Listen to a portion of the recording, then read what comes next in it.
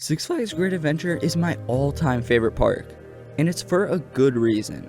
This park is absolutely stacked with some of the most amazing roller coasters, and there's just a coaster for everyone. With just 14 coasters, this park packs a punch. I'm going to be ranking my favorites. Let's get right into it. I'm going to start the list off with the rides that didn't quite make the list. Starting off is Harley Quinn. This ride is a good family coaster, but obviously it's not anything too special. Everyone else in my group had a lot of fun on the ride, and it was just an overall fun experience. At 12 is Dark Knight. Now, I know I have this at Great America in my home park. It's just fun to be turning fast while you're in the complete dark. At 11 is Runaway Mine Train. Now, this ride was a huge surprise for me, but I also don't want to overhype the ride. I was expecting something like Cedar Creek Mine Ride, but I was completely blown away. I mean, there was an airtime pop that was almost like Toro level airtime. Starting the list at 10 is Skull Mountain. I was really surprised by this dark ride, and the first drop was just amazing. And number 9 is Green Lantern. I haven't really talked about stand-ups too much, but I'm not really a huge fan of these rides, and that's kind of a common opinion. But there is a lot of positives to this ride. This ride feels absolutely huge. While you're going up the lift hill, you feel like you're on a hypercoaster, and the view of the parking lot at the top is insane. And you completely just dwarf over Superman to your right, before heading down a giant drop that actually gives airtime in the back, and it's really cool to get airtime while you're standing. And the loop is really good. Like, I like the loops on stand-ups, but then after that, the ride kinda gets bad. That's when I saw where people complain about stand-ups. But if you can ride them right, they're not too bad. Going in, I actually didn't know how to ride it, so I have a feeling if I do come back or ride any other stand-up, I will like them much more. And there's actually a decent amount of whip on some of these transitions. However, for me, this is a one and done. At 8 is Superman Ultimate Flight. B&M Flyers have always been a cool gimmick for me. Superman rides are actually pretty underrated with enthusiasts, but I don't like to hype them up either. The first drop, as usual, is pretty good on these rides, and obviously the pretzel loop is going to be a great element. It doesn't help to ride this ride after riding Tatsu at Magic Mountain, but it's still an awesome ride, and it's worth riding even if you've ridden other Superman clones. People act like the ride's over after the pretzel loop, but this ride still has a lot going for it. It's got an awesome first drop and great turns.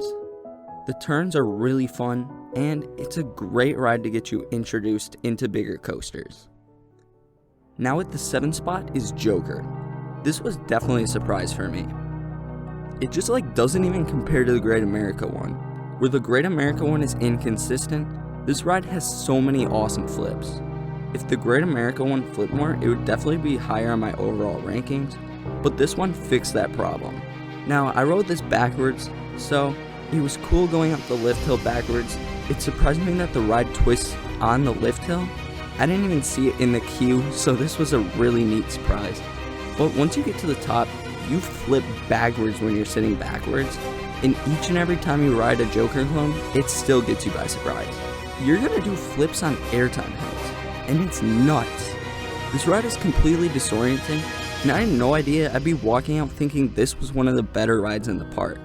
I went in with the expectations that this would be around the lower spots on the list.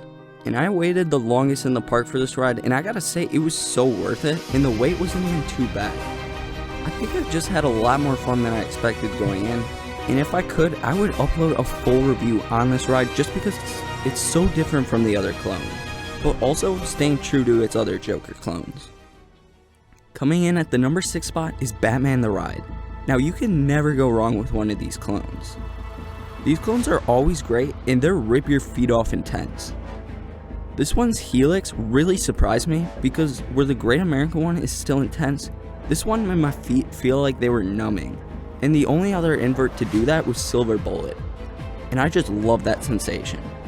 Now, this is another ride that I could compare to the Great America one, and I just love all of these clones.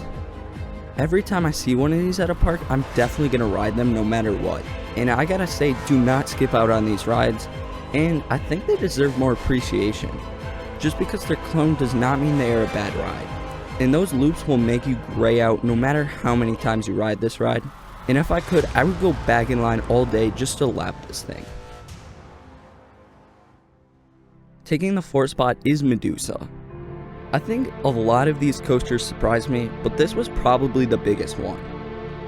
This ride rides smooth for some reason out of any of the other floorlesses, and it feels like it's in its own section of the park.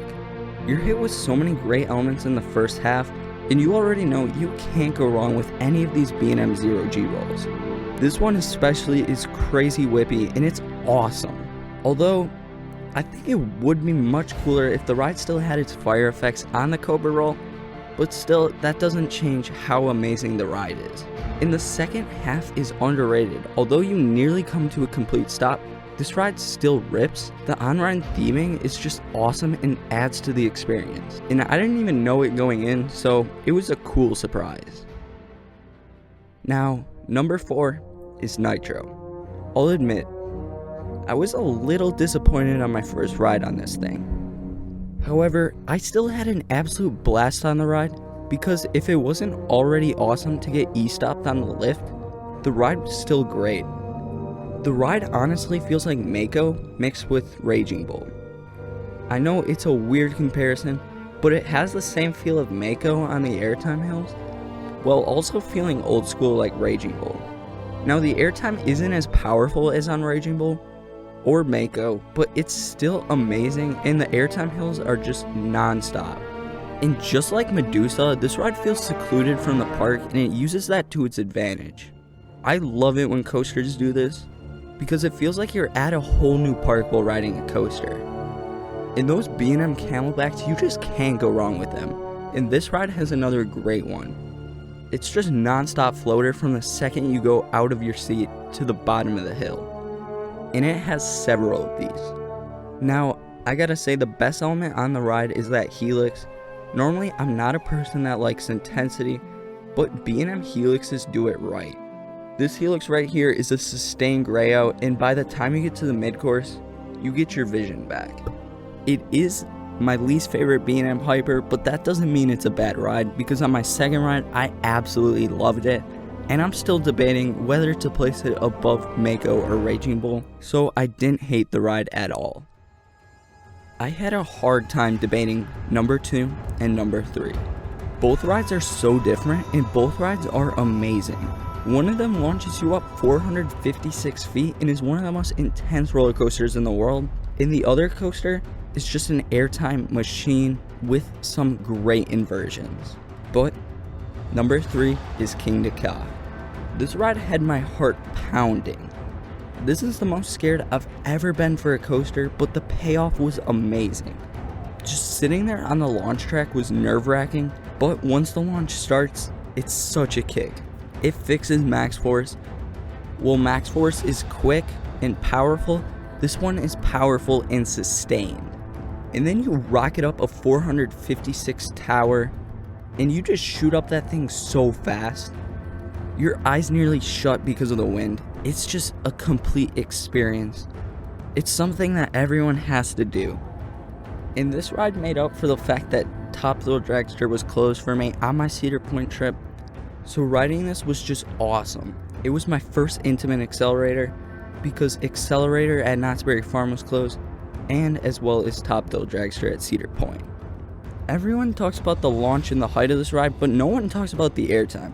I mean, in the front on this top hat, you actually get some pretty good airtime, while you're looking down a 456 foot hill. And the drop is just crazy. You hit it so fast, and your brain just can't process how high you are at the moment. It's something that just can't be described. And then you head up this insanely tall airtime hill. While you're riding it, it feels tiny. It just feels like a speed hill. But off-ride, this thing looks huge. And you actually do get airtime in the front. It's really sustained airtime. It's not powerful, but it is floaty and awesome. And then on the brake run, you'll just want to go back in line for another ride, because this ride is just amazing. At number 2 is the park's only RMC, and this ride blew me out of the water. Now, I walked on this ride 4 times, and each ride I luckily got assigned back row. I had no idea this first drop was going to hit that hard, because off-ride this thing looks smaller than I'd expect, and then when the first drop hits, it is lethal. You are completely ejected out of your seat. It's small, but it completely packs a punch. And after that, you go up into a dive loop-like element that whips you back down in the back after you're skyrocketed up it. And it rockets you straight back down, and you take this at speeds that just shouldn't be allowed. And then comes the camelback, which offers really good sustained ejector. I think people don't give this element as much credit as it deserves. And then the ride hits you with its insane inversions, with awesome hang time and really good whip. Now, I wouldn't say Jersey Devil Coaster has my favorite stall, because Goliath at Great America has an insane stall. People really do sleep on the airtime on this ride. It's really relentless, and it feels similar to Steel Vengeance second half, where you're getting constantly popped up and out of your seat, and it's just non-stop until you get to the brake run. I've heard from many that this year it is hauling, and I can clearly tell just by watching footage from now and before. It truly is hauling through the track. And number 1 is El Toro. This is seriously the king of all wooden roller coasters. Going in, we all know that this is going to be the best wooden roller coaster, but still you walk off mind blown somehow. I wouldn't change a thing about the ride. Each element is profiled to perfection, and the airtime is just so strong.